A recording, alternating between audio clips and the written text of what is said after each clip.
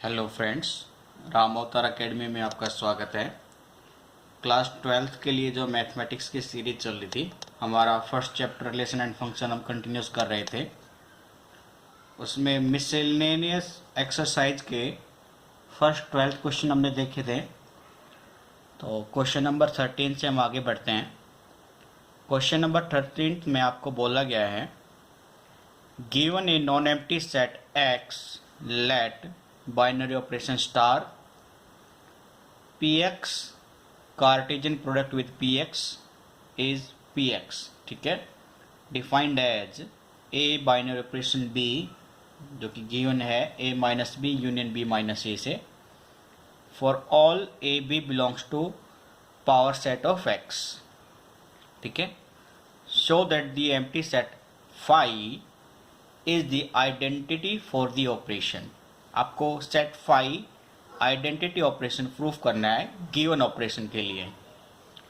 And all the elements of A of P X are invertible with A inverse equal to A. आपको invertible होगा, ये value भी show करनी है।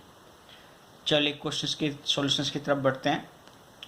हमने माना let A belongs to power set of X, then we get, आपको binary operation में गिवन था a minus B union b minus A.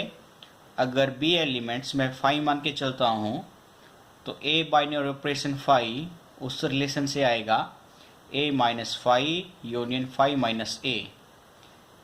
a minus phi का मतलब होता है a के वो एलिमेंट जो फाई में मौजूद नहीं है, वो आपका a ही होगा। Union phi minus a means phi. ठीक है, फाई के वो एलिमेंट जो a में मौजूद नहीं है, तो a और फाई का यूनियन आपका रिजल्ट देगा a।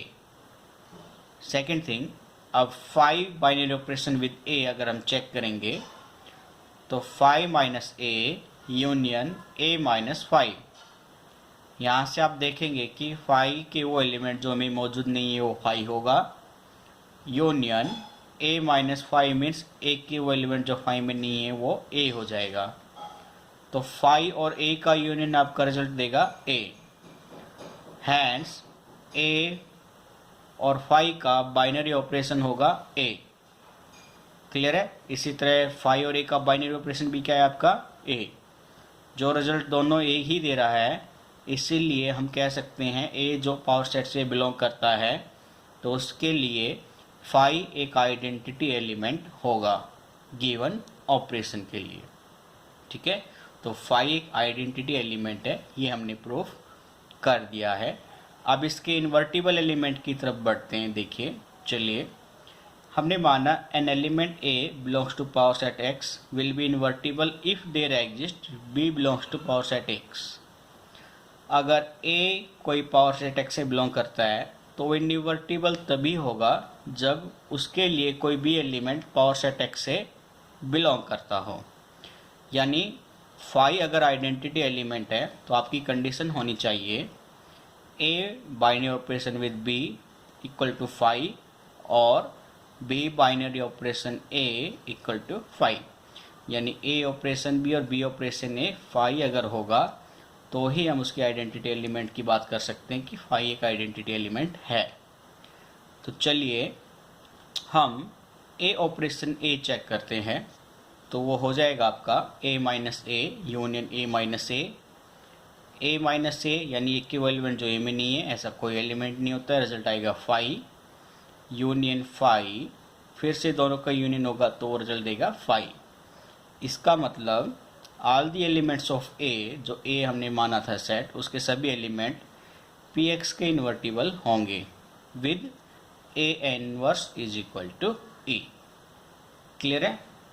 चलिए आगे क्वेश्चन की तरफ बढ़ते हैं। ये मिसलेनियस एक्सरसाइज वाले जितने भी क्वेश्चन हैं आपके, इनके रूल्स हम पहले पढ़ चुके हैं, तो यानी ओल्ड क्वेश्चंस की तरह प्रैक्टिस में ही है, इसलिए आप इनको थोड़ा सा एक बार देख लीजिएगा, आपको कोई डाउट नहीं होना चाहिए। चलिए क्वेश्चन नंबर 14 की तरफ देखते हैं। क्वेश्चन नंबर 14 में बोला गया है आपको, define a binary operation star on the given set whose elements are 0, 1, 2, 3, 4 and 5 as A binary operation B is equal to a plus b if a plus b less than 6. Also a plus b minus 6 if a plus b is greater than or equal to 6. ठीक है, तो binary operations आपको a plus B लेना है कब, जब उनका result less than हो 6 से। a प्लस बी माइनस 6 रखेंगे कब, जब उनका result a plus B greater then और इक्वल टू हो 6 के। साथ ही आपको बोला गया है show that 0 is the identity for this operation. आपको ये दिखाना है कि 0 एक आइडेंटिटी एलिमेंट है गिवन ऑपरेशन के लिए। And each element a of this set is invertible with 6 minus a, कि गिवन सेट के सभी एलिमेंट इन्वर्टिबल होंगे किसके साथ, 6 माइनस a के साथ, being the inverse of a का इनवर्स होगा। चलिए आइडेंटिटी एलिमेंट्स के लिए अगर हम देखें तो हमें मालूम है ए का वो बाइनरी ऑपरेशन ई के साथ करे जहाँ पे ई आपका आइडेंटिटी एलिमेंट है, तो रिजल्ट आपका ए आना चाहिए।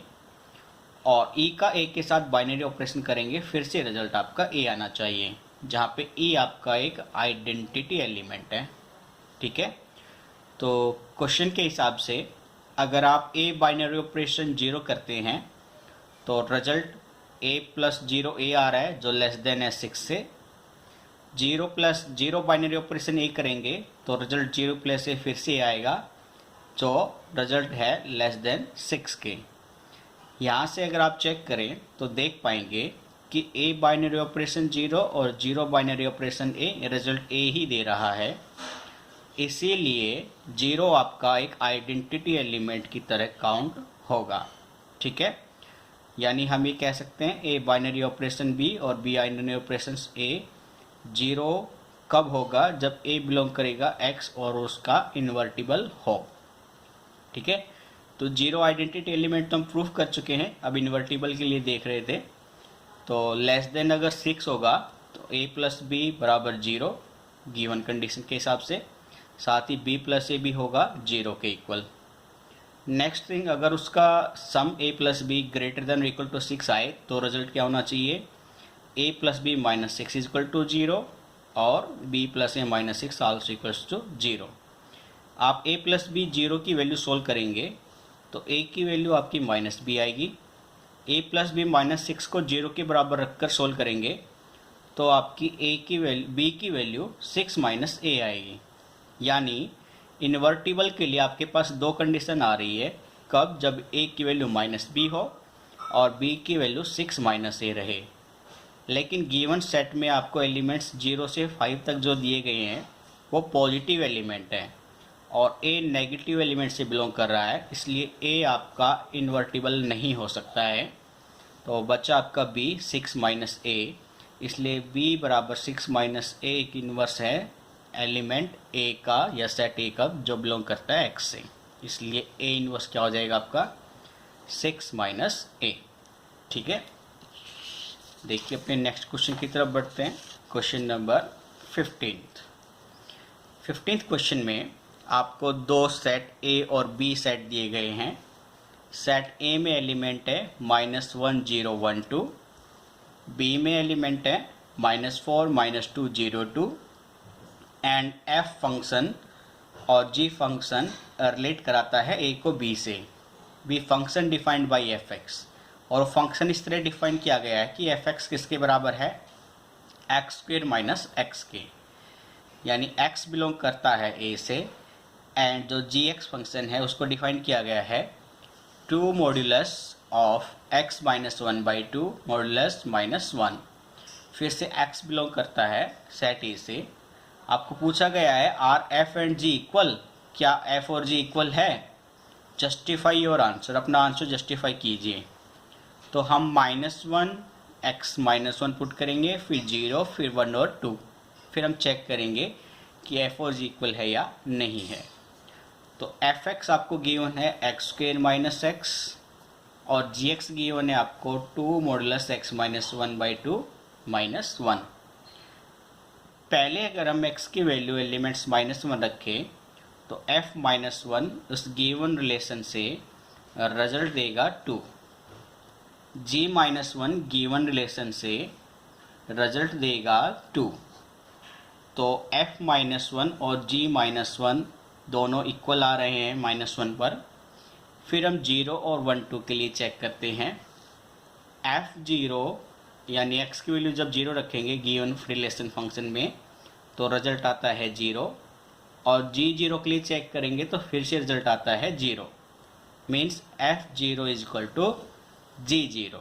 ओके, चलिए f1 के लिए चेक करेंगे गिवन फंक्शन से। x की वैल्यू 1 पुट करोगे तो रिजल्ट आपका 0 आएगा। x की वैल्यू फंक्शन gx में पुट करेंगे तो रिजल्ट फिर से 0 आएगा, यानी फंक्शन f1 इक्वल टू है g1 के। नेक्स्ट थिंग, अब हम 2 के लिए चेक करते हैं। फंक्शन fx एट x बराबर 2 पे अगर रिजल्ट देखेंगे तो वो 2 आता है। gx एट 2 पे रिजल्ट चेक करेंगे तो वो फिर से 2 आता है, यानी f2 बराबर है g2 के। तो गिवन फंक्शन fx और gx हर कंडीशन के लिए इक्वल हो रहा है, इसलिए हम कह सकते हैं fa बराबर है ga के। ठीक है, means function f and g क्या है? इक्वल फंक्शन है। ठीक है, फंक्शन f एंड g क्या है? इक्वल फंक्शन है। ठीक है, चलिए क्वेश्चन नंबर 16 की तरफ बढ़ते हैं। क्वेश्चन नंबर 16 में आपको बोला गया है let A whose elements 1 2 3, set A है आपके पास 1 2 3 एलिमेंट्स है। The number of relations containing 1 2 and 1 3, एक रिलेशन है जिसमें आपके ऑर्डर्ड पेयर 1 2 और 1 3 दोनों मौजूद है, और रिलेशन रिफ्लेक्सिव भी है, सिमेट्रिक भी है, लेकिन ट्रांजिटिव नहीं है। ठीक है, तो आपको नंबर ऑफ रिलेशंस ढूंढने हैं। ऐसे कितने नंबर ऑफ रिलेशंस आप बना सकते हैं? तो इसका आंसर हमारा A1 हो जाएगा। ऐसे रिलेशन एक ही हो सकता है। और इसका रीजन क्या है, चलिए चेक करते हैं। Because R is reflexive, reflexive होगा कब? जब 1 1 2 2 और 3 3 बिलोंग करेगा रिलेशन R से, तो गिवन रिलेशन रिफ्लेक्सिव हो जाएगा। सिमेट्रिक होगा जब 1 2 और 2 1 बिलोंग करेगा रिलेशन R से, या 1 3 और 3 1 बिलोंग करेगा रिलेशन R से। लेकिन रिलेशन R एक ट्रांजिटिव नहीं है, एज 3 1 और 1 2 बिलोंग नहीं कर रहा है रिलेशन R से।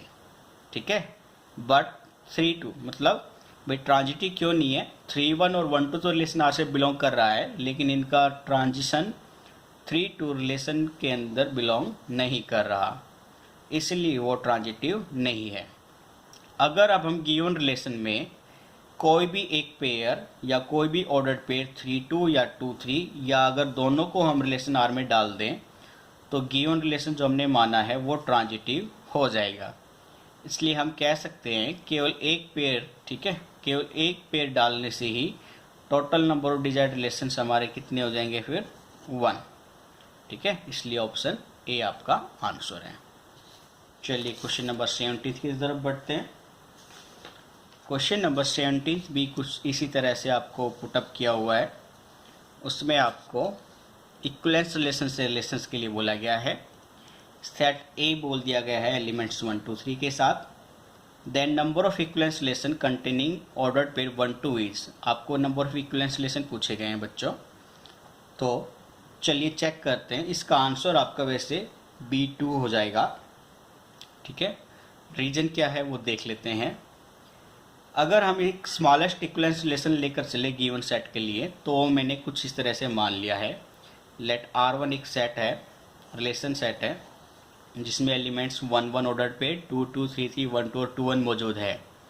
ठीक है, चलिए इसमें देखते हैं। 4 पेयर्स आर लेफ्ट। इस गिवन रिलेशन जो हमने माना है, इसमें 4 पेयर ऐसे हैं जो हमने नहीं लिखे, 2 3 3 2 1 3 3 1। ठीक है, अगर आप कोई एक पेयर इसमें ऐड कर दे तो सिमेट्रिक बन जाता है। ठीक है, तो आपको सिमेट्रिक बनाने के लिए क्या ऐड करना पड़ेगा? इनमें से कोई एक पेयर, जैसे कि 3 2 ऑर्डर पेयर अगर आप गिवन रिलेशन में ऐड कर लेंगे तो गिवन रिलेशन आपका सिमेट्रिक फंक्शन बन जाएगा। ठीक है, आल्सो फॉर ट्रांजिटिविटी, अगर आपको ट्रांजिटिव बनाना है केस, तो आपको ऐड करना पड़ेगा 1 3 या और 3 1, दोनों ऑर्डर पेयर को गिवन रिलेशन में ऐड करना पड़ेगा ट्रांजिटिव के लिए। ओके, और आपको पता है इक्विवेलेंस रिलेशन एक यूनिवर्सल रिलेशन होता है, तो आपने मिनिमम सिमेट्रिक के लिए आपने 3 2 ऐड कराया और ट्रांजिटिविटी के लिए आपने 1 0 3 1, तो मैक्सिमम 2 ही हो गए। तो ऐसे इक्विवेलेंस रिलेशंस कितने हो सकते हैं? 2। Option B answer. ठीक है, चलिए क्वेश्चन नंबर 18 की तरफ बढ़ते हैं। 18th क्वेश्चन में आपको बोला गया है let function F whose relation real number to real number be the signum function defined as fx 1 when x is greater than 0, 0 when x is equal to 0, minus 1 when x is less than 0, and gx function real number to real number be the greatest integer function gx greatest integer function x। तब आपको बताना है does fog and गोफ coincides, क्या fog और गोफ 0 1 के अंदर कोइंसाइड करते हैं, आपको ये चेक करना है। चलिए मैंने माना let x belongs to 0 1, then we get greatest integer function of x when x is greater than 0 is always 1, 0 when x is between 0 and 1। Okay, तो फंक्शन fx फॉग निकाले, fog at x means f of gx या f of greatest integer function x क्या आएगा बच्चों? 1 आएगा result जब x की value 1 होगी, 0 आएगा रिजल्ट जब x की वैल्यू 0 और 1 के बीच में लाई करेगा। लेकिन अगर हम गोफ की बात करें तो g ऑफ fx का मतलब है g ऑफ fx 1 आएगा जब x की वैल्यू ग्रेटर देन 0 हो, और g1 तो हम यहाँ पे चेक कर पा रहे हैं कि fog x is equal to 0 आ रहा है, लेकिन गोफ एट x 1 रिजल्ट आ रहा है। यानी हम कह सकते हैं जब x की वैल्यू ऑफ 1 रख रहे हैं तो फॉग एट 1 और गोफ एट 1 इक्वल नहीं है, इसीलिए दे डू नॉट कोइंसाइड्स इन 0 1, वो 0 और 1 के बीच में लाई नहीं करते हैं। ठीक है, चलिए अपने लास्ट क्वेश्चन की तरफ बढ़ते हैं मिसलेनियस के। Number of binary operations on the set A B R, option A 10, option B 16, option C 20, option D 8। तो number of set operations, binary operations आपको गिवन होता है 2 रेज पावर 2 की पावर n। n होता है number of number of elements in given set. तो given set में number of element की वैल्यू 2 है, तो n की वैल्यू आप 2 रखेंगे तो रिजल्ट आपका 16 आएगा। यानी बाइनरी ऑपरेशन कितने पॉसिबल है टोटल? Option B 16। ठीक है, ये आपका आंसर हो जाएगा। तो इसी के साथ हमारा first chapter relation and function ख़त्म होता है। तो कल से हमारा inverse of trigonometry chapter start कर लेंगे, सेकंड चैप्टर। यहाँ तक आपको कोई डाउट हो तो कमेंट बॉक्स में ज़रूर बताइएगा, और स्टे ट्यून्ड ऑन राम अवतार एकेडमी। आपका सिलेबस यहाँ पे कंप्लीट किया जाएगा बिना किसी रोक टोक के, और स्टडी मटेरियल भी प्रोवाइड कराया जाएगा एग्जाम पॉइंट ऑफ व्यू के इससे। ठीक है, तो आप हमारे चैनल को सब्सक्राइब रखें और वीडियो को ज़्यादा से ज़्यादा लाइक और शेयर कीजिए। ओके, चलिए दोस्तों आज के लिए इतना ही करते हैं। Take care, bye bye.